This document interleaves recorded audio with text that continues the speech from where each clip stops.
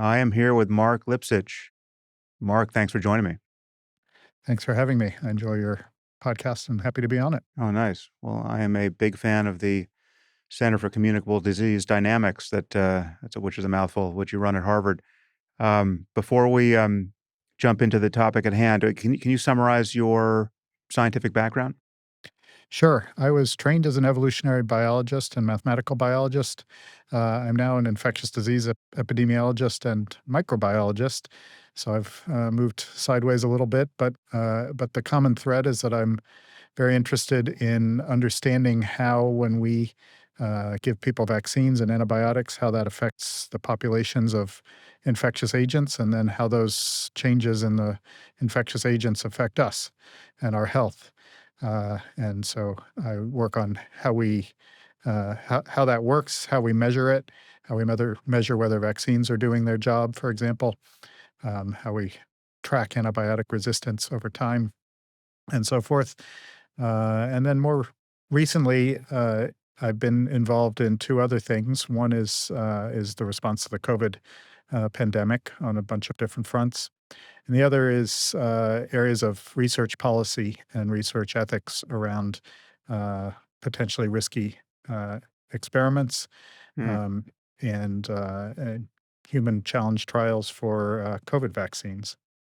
So I move around a little. Yeah, well, it's probably been a busy few years for you, I can imagine. This is this has really been the entire world came crashing into your wheelhouse somewhere around the beginning of 2020. Um, Yeah. let's start with COVID. I mean, obviously, I'm very concerned about the Trump administration's apparent assault on American science and scientific institutions. I want to get there, but let's start with COVID. What did we learn from COVID?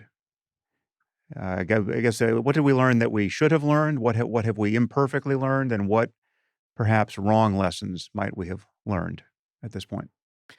Yeah, and I think the other piece is, what did we observe and probably won't learn, even though we should have. Hmm. Uh, there, there's a whole history of observing lessons and repeating the same mistakes.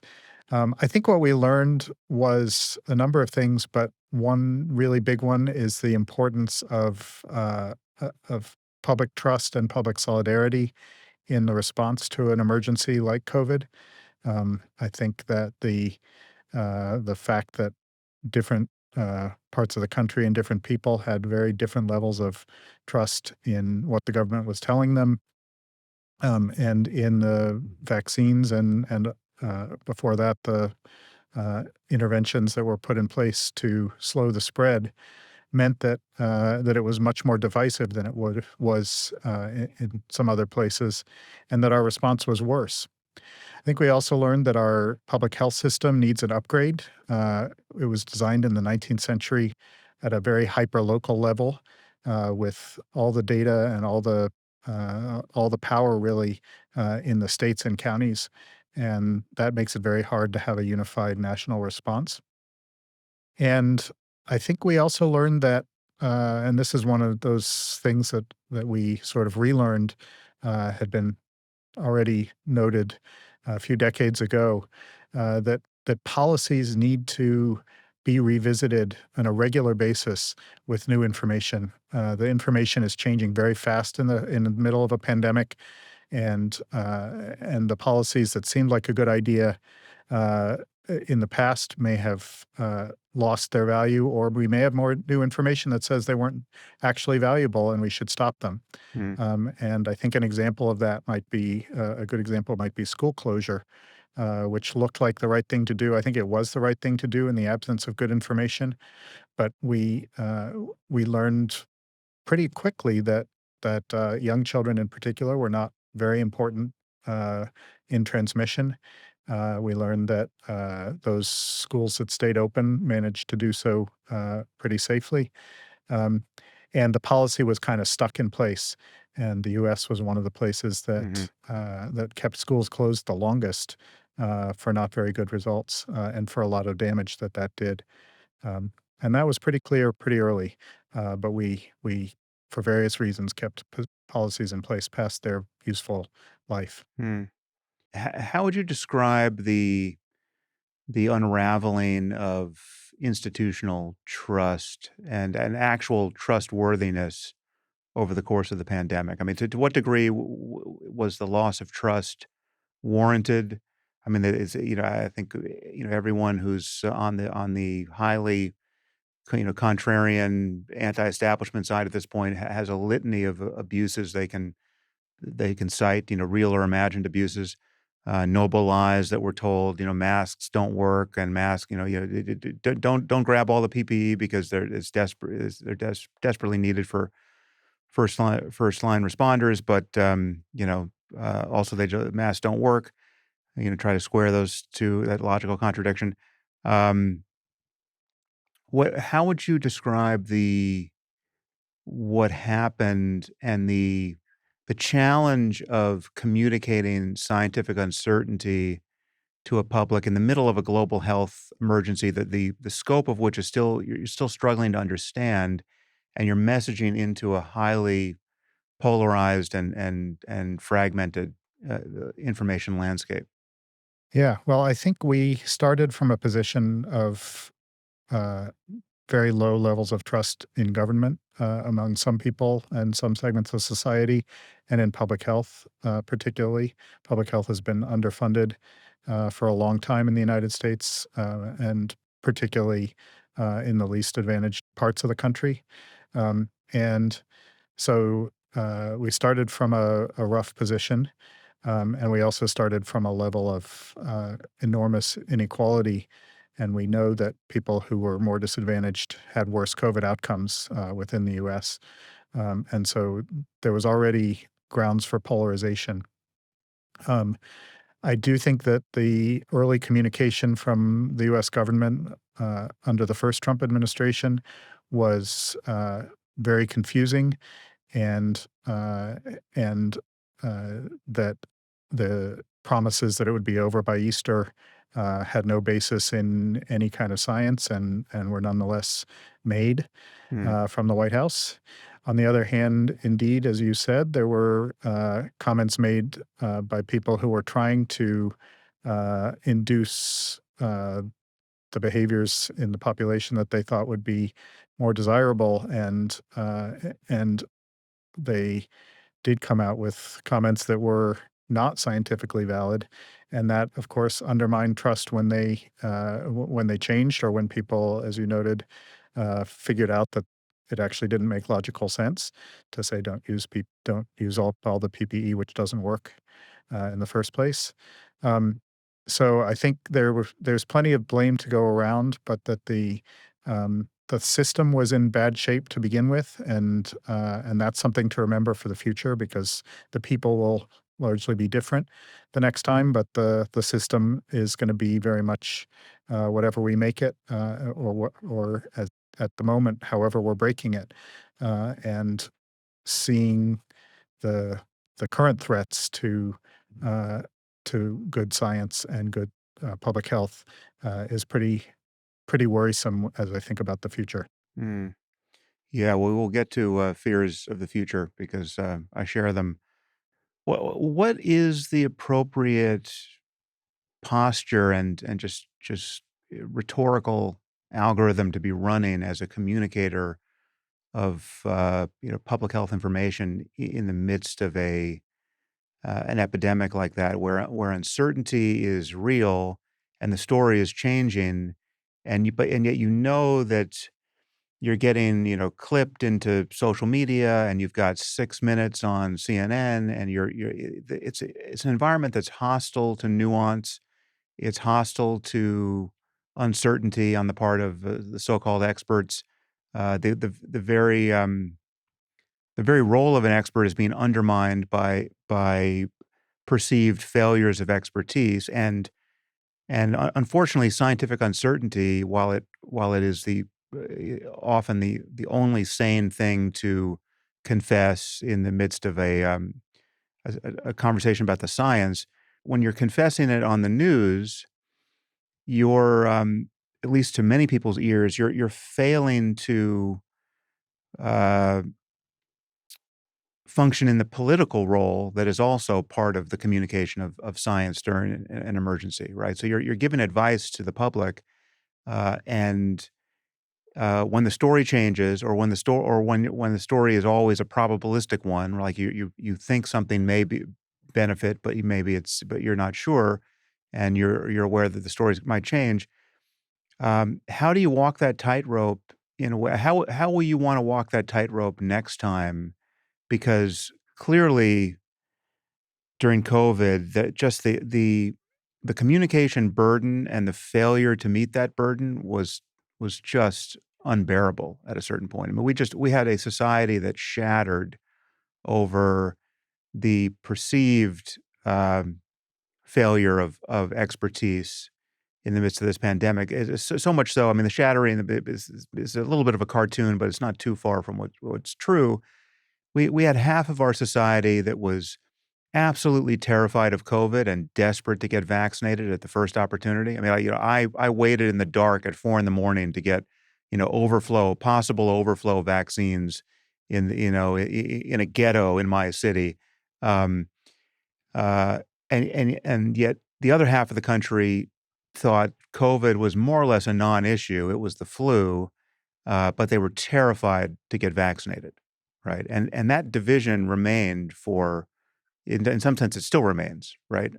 Still remains. Yep. So, how would you, as someone who's trying to give an honest account of the best information insofar as you have it, hour by hour during a pandemic, meet this challenge of communicating nuance and uncertainty in the current environment? Because I just think we obviously failed somehow last time, and there has to be some rhetorical device that authorities can arm themselves with so as to inoculate people against their conspiracy thinking and their waiting of when the story changes. That's how science is done, right? It's not there's nothing nefarious about the story changing in principle, and yet every time the story changed, it was perceived to be to the absolute discredit, the everlasting discredit of scientific institutions. Yeah, I think it's a great set of questions you ask, and it's not hypothetical. At the Center for Communicable Disease Dynamics at the Harvard Chan School, we ran 150 plus Zoom-based press conferences during the course of the pandemic to try to do exactly what you're saying, to try to lay out what was known and what was not known. Um, but I think from the perspective of government spokespeople and experts, this is something that really has to start during peacetime, during a period when people are hearing about, beach safety and uh, avoiding heat stroke and sort of more routine things. And it has to become clear that science evolves. Most science doesn't evolve as fast as pandemic science, and so it is a special time during a pandemic. But for when there's a new outbreak of something that's not understood, uh, experts can say, "Look, this is what we think it is. These are the precautions we're taking because we think it may be these things, and we're going to keep updating and we're going to keep refining what we know, and then changing our recommendations as we understand it better, or as the situation changes, or both." And I think people do that in their normal lives all the time. Uh, weather forecasts use science, and people are perfectly capable of understanding that as you track a storm, you update what you think about it. Um, Hmm. it doesn't They don't say that the weather forecasters are wafflers or incompetent. We sometimes do think they wish they were more on the ball, but we know that it's a probabilistic game. I Mhm. think people are actually smarter and more able to deal with these kinds of things than they're often given credit for, but they have to be treated as adults and be used to it during peacetime and during periods when they aren't also under incredible stress from the pandemic itself. So I think the leader of Singapore actually set an extraordinary example. He did a Facebook Live post or session in February of 2020 as the pandemic was starting, and had come to Singapore already. And he got on Facebook Live and said, "This is what we know. We went through SARS-1 in the past, and we have learned some lessons from that because they were very hard hit by the original SARS in 2003." He said, "This is what we know. This is what we're doing. We're going to change what we do and what we know as the situation changes." And it was very straightforward, all in very clear language. And uh, I think we have a lot to learn from that performance. Hmm. And it's not something that a lot of public health officials are comfortable doing. I think there are also ways to build it into the system.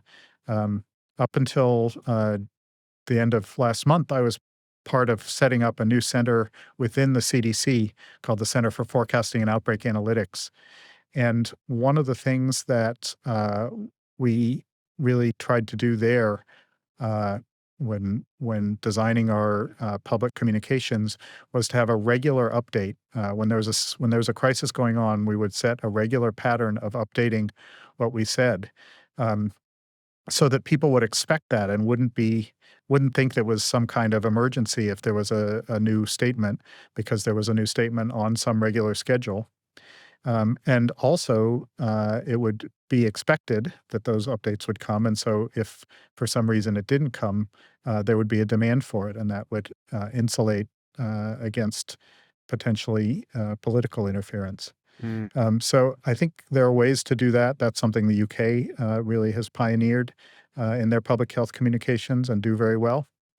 Um, and so I think uh, building in regular updates of data, building in expiration dates for policy decisions and public health guidance, where you say this is our interim decision or guidance until say 30 days or 90 days, and then we're going to revisit it, helps to unstick the process and avoid the kind of policy stickiness that really caught us, made our policies worse Hmm. during COVID.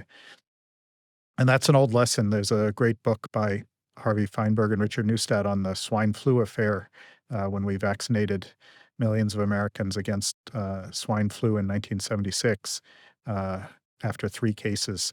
And then that never became a Hmm. thing. And we had a number of adverse effects. And their number one recommendation was to make sure that policies have off ramps.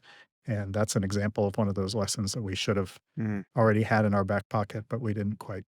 Oh, why do you think vaccines are so uniquely terrifying and polarizing? I mean, it seems that people who are, highly radicalized by vaccines and their use and their mandates and their et cetera, um, aren't radicalized by similarly or even more, or, even riskier medical interventions, right? I mean, you had the spectacle of people who wouldn't take the COVID vaccine under any circumstances, and would have gone to their deathbeds praising themselves for not having taken it, and yet they'll sign up for something that is far less, the safety of which is far less demonstrated. And I mean, even something that's like a therapeutic for COVID. I mean, I know people who wouldn't get vaccinated for COVID, but the moment they got COVID, they got monoclonal antibodies pumped into them, and a bunch of other cocktails just on the chance that it would mitigate the illness. This was early on when it was still an illness that people reasonably feared. Um, what is it about vaccines in your view?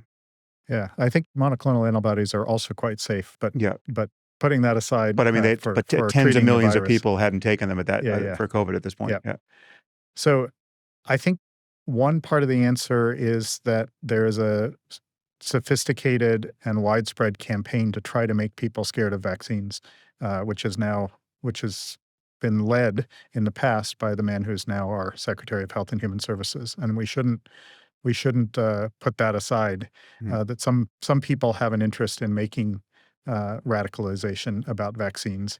And why that is, we could speculate about. I don't actually understand, but it is a fact, and it's I do think been a that I strong think effort. that is just also my question, right? It's like, oh, so they're doing it for vaccines in a way that they're not doing it for other medical interventions. And so this gets at, this is just another way of stating the question, like, what is so scary about vaccines? Is it, I mean, to give you just a shade of an answer that I have rattling around my brain, it might have something to do with the fact that we give them to healthy children. It's not like your child is sick and you have to do something to get him or her well.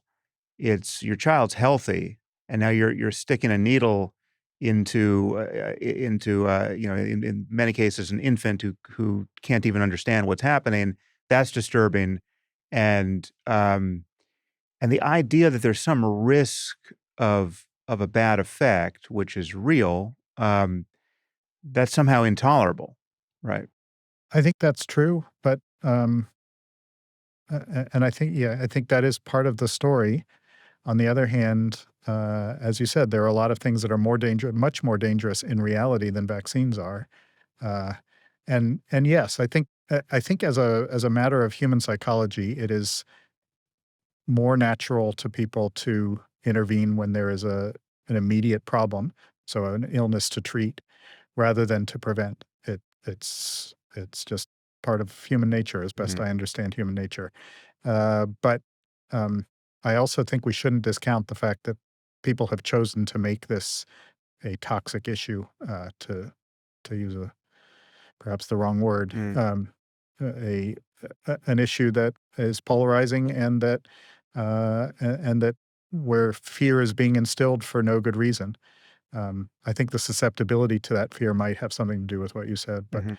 but we shouldn't overlook the fact that this is a big industry.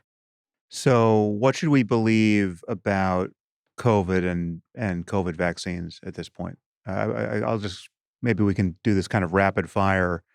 Yeah. I'll tell you what's in my head, and you can debunk the myths and half truths that have gotten there. Perhaps I imagine that I know that something like 1.1 million Americans died from COVID. Um, and probably, I think this is due to still mathematical modeling, but something like 300,000 people died who didn't need to die based as a result of vaccine hesitancy.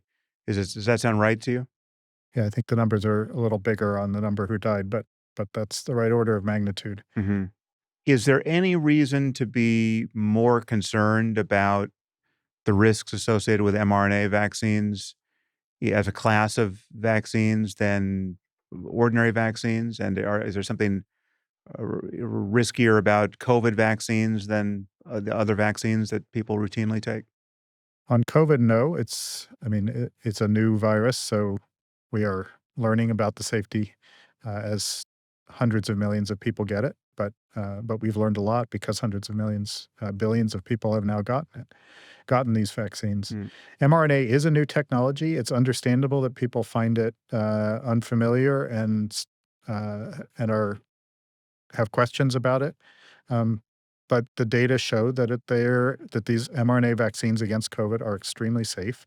They are not 100% without side effects. There are side effects.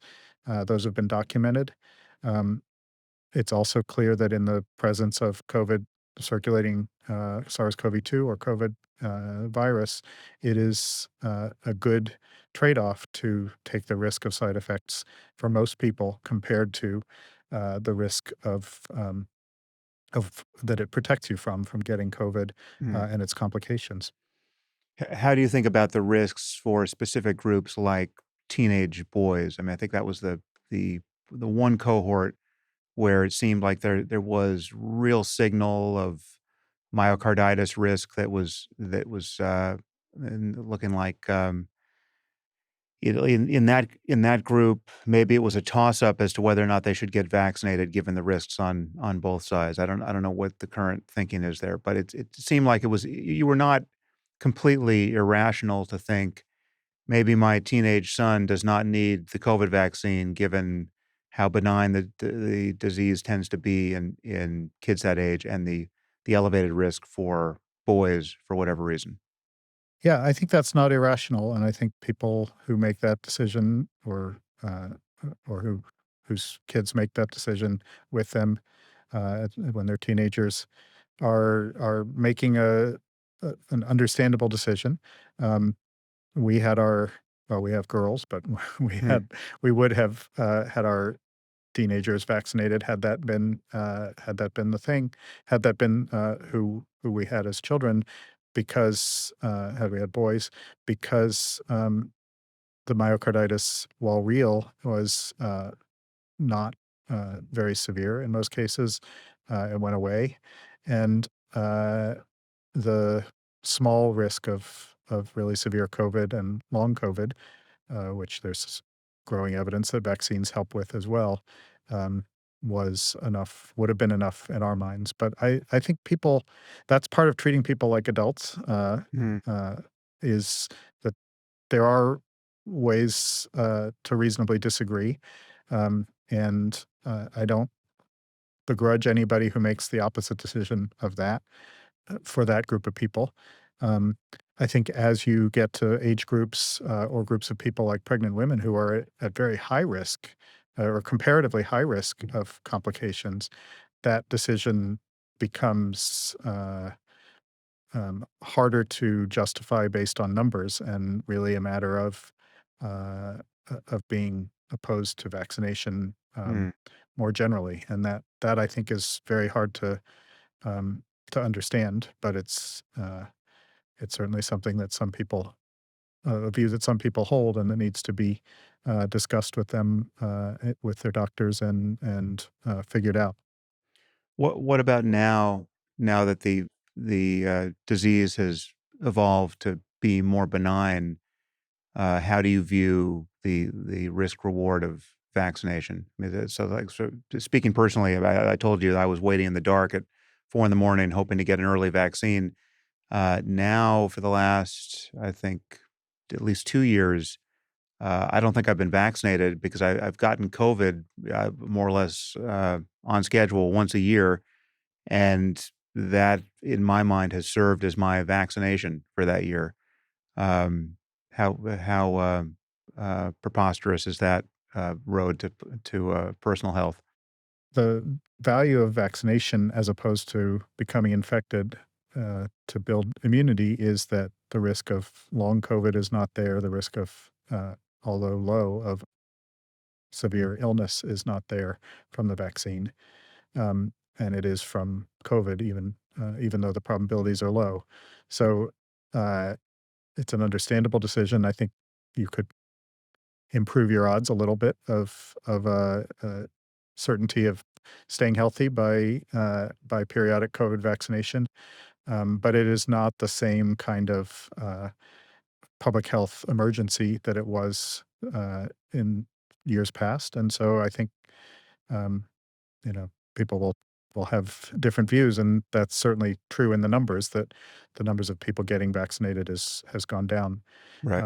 Part of the main reason why it appears to be a more mild illness is that we have a lot of immunity in the population, both from previous infections and from multiple rounds of vaccination.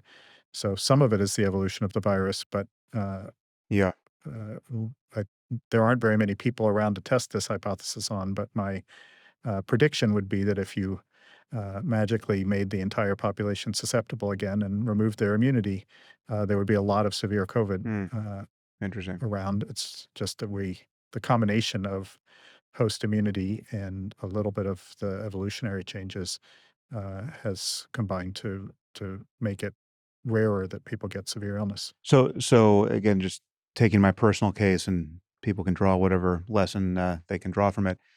So if I get the flu vaccine every year because that's what I do, and it's a new flu every year, um, and I'm not getting the COVID vaccine, do you detect any uh, cognitive dissonance there? I mean, in my own mind, the rationale is I remember every time I got the COVID vaccine, it actually seemed like I had fairly significant side effects. I mean, I felt crappy for at least 24 hours.